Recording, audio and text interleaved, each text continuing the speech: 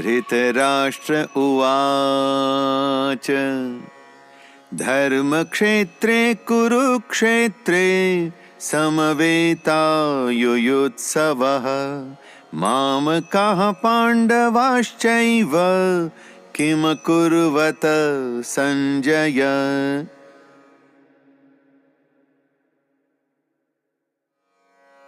गीता के इस पहले श्लोक में धृतराष्ट्र संजय से पूछ रहे हैं, हे संजय, धर्म भूमि कुरुक्षेत्र में युद्ध के लिए इकट्ठे हुए मेरे और पांडु के पुत्र क्या कर रहे हैं? अब हम समझेंगे इस बात का प्रसंग कि इसे कब और क्यों कहा गया, और उससे भी ज्यादा जरूरी ये कि गीता में कही गई बातों से हम जिंदगी के बारे में क्या सीख ले सकते हैं।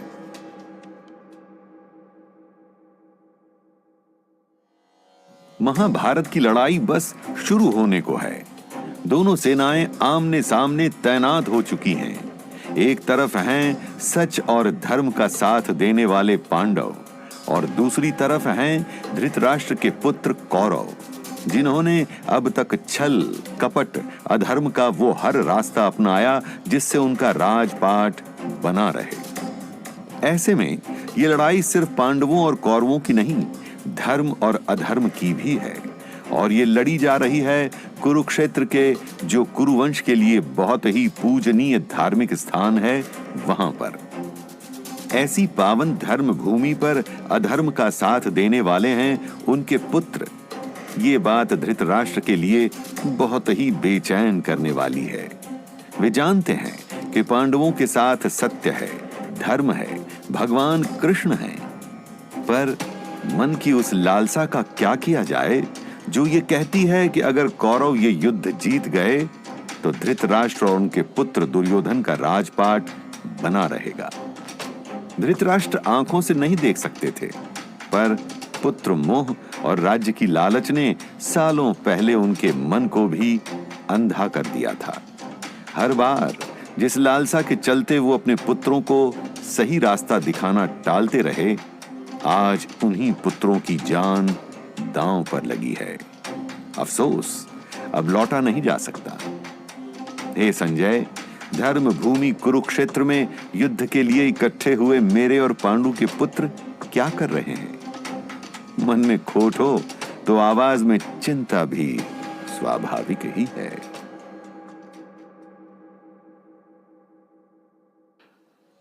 हर किसी में इच्छाएं हैं, धृतराष्ट्र में भी थी। तो क्या इच्छाओं का होना गलत है? बिल्कुल नहीं। इच्छाएं तो मानव होने का एक हिस्सा हैं। वे अपने आप में गलत नहीं हैं।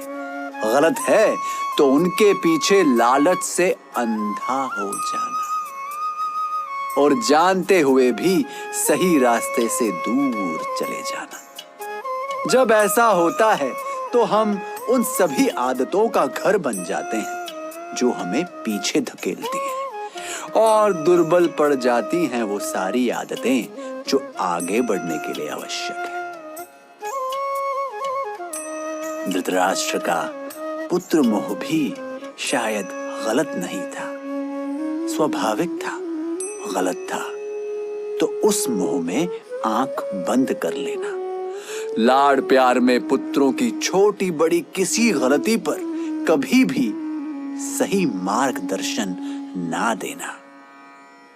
पर क्या ऐसी गलतियां आपसे नहीं हो सकती? बिल्कुल हो सकती, यह भी स्वाभाविक है।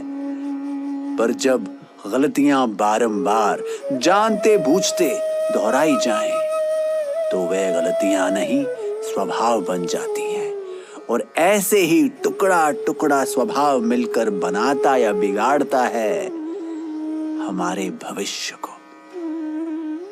महाभारत का युद्ध, जिसमें धृतराष्ट्र के सभी पुत्रों की बलि चढ़ गई, वो एक दिन अचानक ही नहीं हो गया। वो था कई छोटी छोटी गलतियों, लालसाओं के बार बार दोहराए जाने का नतीजा। अच्छी या बुरी मंजिल कभी भी अकस्मात नहीं आती। हर यात्रा बनती है कई छोटे छोटे कदमों से, और इन कदमों को धर्म पूर्वक लेना आवश्यक है। हमारा मन भी तो धर्म भूमि ही है, एक छोटा सा कुरुक्षेत्र, जहां प्रत्येक दिन सही निर्णय और गलत निर्णय के बीच ऐसी छोटी छोटी महाभारत की लड़ाइयां होती ही रहती है। और ऐसी हर आंतरिक लड़ाई एक मौका है यह चुनने का कि हम आज सही का साथ देंगे या गलत का। सही समय पर सही निर्णय लेना आवश्यक है, और सही गलत हमारा अंतर्मन खूब जानता है। आवश्यकता है तो बस उसका पालन करने की, और यही छोटी छोटी लड़ाइयां निर्धारित करेंगी हमारा भविष्य। सोचना हमें है कि हम किन आदतों को अपने अंदर घर देंगे, उन्हें जो हमें विजयी बनाएंगी या फिर पराजयी। सोचना हमें है, क्योंकि यह महाभारत हमारी है और इसमें जीत और हार दोनों ही हमारी है। अब एक छोटा सा उदाहरण। आज तंदुरुस्त होने का फैसला लिया है।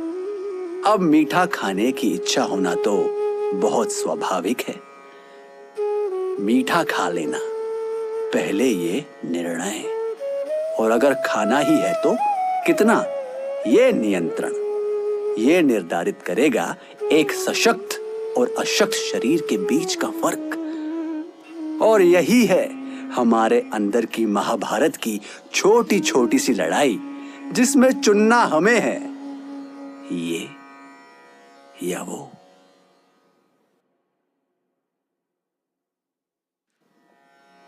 क्या धृतराष्ट्र के लिए पुत्र प्रेम गलत था? नहीं, बिल्कुल नहीं, स्वाभाविक था। गलत था तो उस प्रेम में मन की आंखें भी मूंद लेना। लाड़ प्यार में पहले पुत्रों की छोटी गलतियां, और बाद में शासन की लालसा में उनकी कई बड़ी बड़ी गलतियां देखकर भी अनदेखा कर देना, सही मार्गदर्शन ना देना, वह गलत था। और फिर बहुत देर हो गई।